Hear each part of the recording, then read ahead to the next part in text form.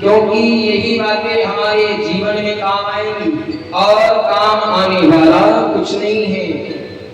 करीबी का महाराज दोष भी भुका देते हैं, पर दोष हमारा नहीं है, मनुष्य खुद अपने आप हमें बुला लेता है। तो बताओ, हम ना चाहते हुए भी हमको जाना पड़ता है। अब बताओ हम क्या करें? हमारे युग में तो मनुष्य का नाम, परमात्मा का नाम लेने से ही कल्याण हो जाता है। अच्छा, आप विचार करो, कहते हैं संसार में यदि आप कर्म कर रहे हो, दादाजी, यदि आप संसार में कर्म कर रहे हो, कर्म एक बीज की तरह होता है।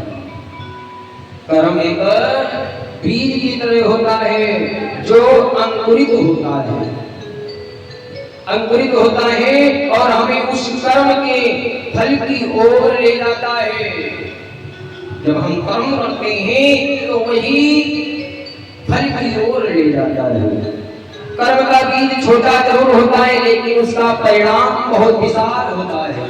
जब आप खेती करते हो, खेत में अनाज बोया जाता है तो कितना छोटा बीज होता है, पर बाद में जब फसल तैयार होती है उसका परिणाम हमें कितना अच्छा मिलता है। जैसी भी तुम देखभाल करोगे, जैसा कर्म करोगे, इन हाथों से, कर्मों से खेती बाड़ी में अच्छे से देखभाल करोगे, पानी दोगे, समय समय पर खाद डालोगे, तो वही फसल अच्छी तैयार होगी, हमें धन देगी, उसका परिणाम बहुत विशाल होता है।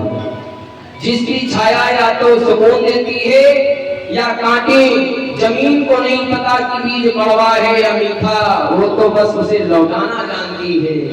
और यही उद्देश्य अपने जीवन का समझो, चाहे तो जैसा हो, हमें तो उससे प्रेम से ही बातें करनी है। चाहे वो हमारे लिए कांटे क्यों ना हुए, हम तो उसके लिए फूल सजा करके ही रखेंगे। यही जीवन में याद रखोगे, माया आपको जीवन में कभी कष्ट नहीं होगा। क्योंकि कहते हैं अच्छे कर्म वो बीज हैं जो कभी सड़ते नहीं हैं, और बुरे कर्म वो खरपतवार हैं जो कभी मिटते नहीं हैं। बस इसी जीवन को अपने जीवन में उतार के चलना है, परमात्मा की भक्ति को करना है। भक्ति करने का यही एक उद्देश्य है। ऐसे ही अभी हमारी भैया जी की बात हो रही थी, कहा पंडित जी भक्ति सभी लोग करते हैं, धर्म करना चाहते हैं, पर कहते यदि हम पूजा पाठ कर रहे हैं तो हमें फल नहीं मिल पाता है। मिलता है, कब मिलता है?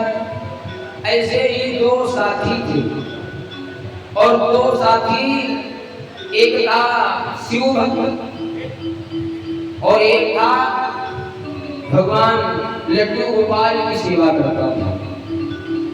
भाई जो शिव भक्त का बड़ा धनवान हो गया, धन वैभव इत्यादि इसके घर में हो गया, पर जो लड्डू गोपाल की सेवा करता था वो वहां का जैसा था वैसा ही रहा। भाई देखो, दोनों भक्ति एक ही साथ कर रहे हैं। वो शिव भक्त था और ये भगवान लड्डू गोपाल की पूजा करता था, और वो तो धनवान हो गया शिव भक्त, पर जो लड्डू गोपाल की सेवा कर रहा है, परमात्मा की भक्ति कर रहा है, वो वही का वही। और वो परमात्मा से कहता, परमात्मा तेरी लीला बड़ी अपरंपार है। बताओ मेरा मित्र वो धनवान हो गया, उसके यहाँ धन वैभव इत्यादि हो गए, और हमारे यहाँ कुछ नहीं। और ऐसा प्रेमी विचार आया, उसने क्या किया, एक दिन विचार किया चलो भगवान बदल करके देखा जाए। भाई इनसे नहीं हो रहा है तो हमें शिव जी की पूजा करें, शायद हमारे यहाँ का धनवान आ जाए। तो उसने क्या किया, लड्डू गोपाल को उठा करके ऊपर वाली अलमारी में रख दिया, शिव जी की आराधना करने लगा। जब शिव जी की आराधना करने लगा तो एक दिन उसके मन में विचार आया, हम शिव जी की भी पूजा कर रहे हैं और शिव जी भी नहीं प्रसन्न हो रहे हैं, धन तब भी नहीं आ रहा है। अब क्योंकि पूजा करता है, धूपबत्ती लगाता है, अच्छे से भगवान की पूजा कर रहा है। एक दिन उसने सोचा कारण ये है क्यों प्रभु नहीं प्रसन्न हो रहे हैं। क्योंकि सगरा भोग का प्रसाद और धूप बत्ती की सुगंध तो लड्डू गोपाल ऊपर बैठ करके दे रहे हैं। हाँ, उसके मन में ये भी जा रहा है तो ये प्रसन्न कैसे देवता हो जाए। तो उसने क्या किया, थोड़ी सी रुई ली और रुई को लेकर के लड्डू गोपाल के नाक में लगा रहा है। नाक में लगा रहा, विचार कर रहा है कि बताओ सारी सुगंध ये प्रभु ले रहे हैं, भोले बाबा ले नहीं पा रहे, तो बताओ भोले बाबा हमारे कैसे प्रसन्न हो। तो उसने रुई लगाना प्रारंभ किया, लड्डू गोपाल ने रोका, प्रभु प्रकट हो गए। अरे भक्त ये क्या कर रहे हो। उसने कहा वाले प्रभु इतनी भक्ति किया तब नहीं प्रकट हुए, और आज जब आपके नाक में हम रुई डालने लगे तब आप प्रकट हो गए। क्योंकि प्रभु ने एक संदेश दिया, क्या, क्योंकि तुम्हें विश्वास हो गया।